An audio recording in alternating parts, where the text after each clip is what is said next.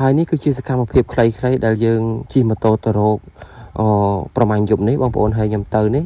ខ្ញុំទៅជាមួយបងធម្មជាតិហើយនឹងពុទ្ធី TV ហើយកន្លែងនេះគឺជាទីទួលបុរាណមួយដែលមានដើមពោធិ៍ធំតិចស្រួលមែនទែនហើយកន្លែងហ្នឹងមានដើមថ្នោតខ្ពស់ហើយមានដើមពោធិ៍ធំដើមពទ្រាធំហើយមានកន្លែងខ្ទមអ្នកតាដែលគេធ្វើទុកចោលបងប្អូនហើយកន្លែងនេះមើលទៅទំនងមែនទែនហើយវាដាច់ដライហើយដល់ពេលយប់ឡើងយើងមានគ្នាមកពីខាងសៀមរាបផងពីខេត្តផងហើយគ្នាយើងឡើង5 6នាក់តែយើងដើររយប់នឹងអត់សូវបានទេបងប្អូនដោយសារអីយើងទៅខុសគោលដៅដល់ពេលនេះហើយយើងក៏នាំគ្នាមកជីករនមួយតែដល់ពេលទៅក៏មានគ្នាច្រើនសប្បាយបងប្អូនអើយហើយខ្ញុំក៏លើកទី1ដែរដែលបានដើររទឹកដីសៀមរាបខ្ញុំ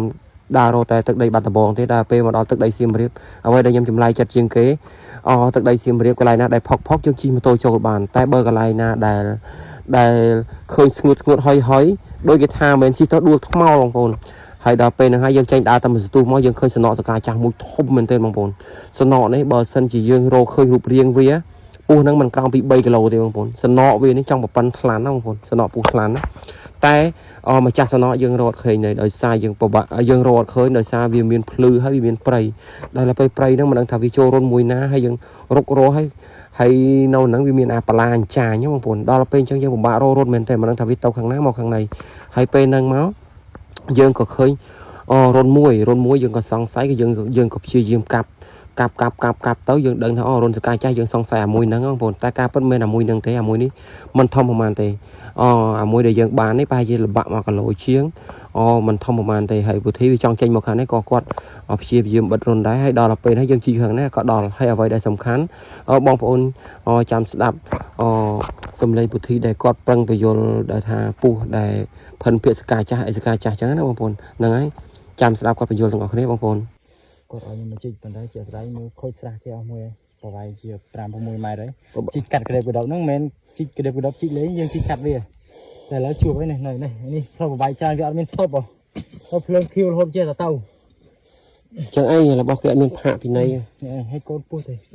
អត់មានទៅធំទេទូចប៉ុនមេជើងឃើញសម្រាប់មែនឃើញអត់ច្បាស់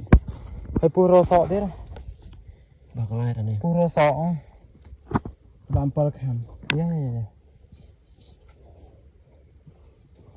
អូពោះរសក់ចង់ពោះរសក់បកវាតិចមកកន្លាខ្ជិញហ្នឹងកូនពោះបងអូនទូចមែនតើកុំអីទេទូចក៏ចូលដែរកុំឲ្យថានាំបងមកពីខេត្តសៀមរាបអីគាត់ខកជើងមកធ្លាក់ញើសអានេះមិនប៉ះជីកប៉ះវាសក់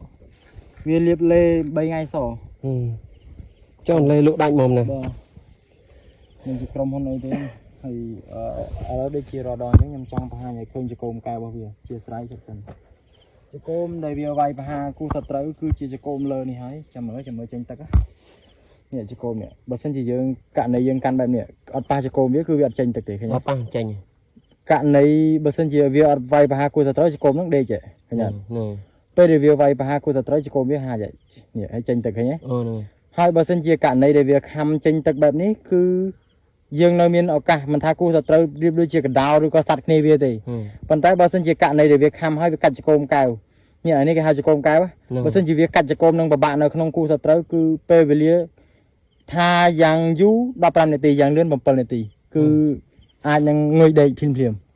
នេះគឺជាចកោមពិសេសរបស់វាចកោមនៃវាវាយប្រហាគូសត្រូវអញ្ចឹងក្នុងមួយឆ្នាំបើសិនជាវាអត់បានវាយប្រហាគូសត្រូវទេវាត្រូវតែកាច់ចកោមខ្លួនវាចោលដោយការកម្មកតុយរបស់វាអូខេវាដើម្បីប្រកាច់ចកោមហ្នឹងដើម្បីវាលាស់ចកោមថ្មីប្រៀបដូចជាខ្នាយមន់អញ្ចឹងណាត្រូវហើយវីដេអូនេះខ្ញុំក៏ចេញជាសារដោះតឿនដល់ក្មេងៗជំនាន់ក្រោយដែលគាត់មិនទាន់ស្គាល់ពោះច្បាស់គាត់អាចនឹងច្រឡំថាកូនពោះថ្លាន់នេះខ្ញុំបញ្ជាក់មិនមែនកូនពោះថ្លាន់ហើយក៏មិនមែនពោះប្រភ្លាក់ដែរគឺជាពោះសកាចាស់ករណីពោះប្រភ្លាក់ក្បាលវាធំជាងនេះ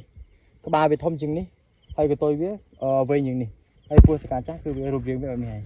ក្បាលវាទូចណាហើយវាអត់កម៉ៃនេះពោះប្រភ្លាក់ទេហើយក៏វាមិនខុសពីពោះថ្លាន់ដែរពោះថ្លាន់សកាវាកេងកាញ់ដូចកាឡាអាវទាហានអីចឹងប៉ុន្តែអត់ត្រង់នេះវាជាជ្រុង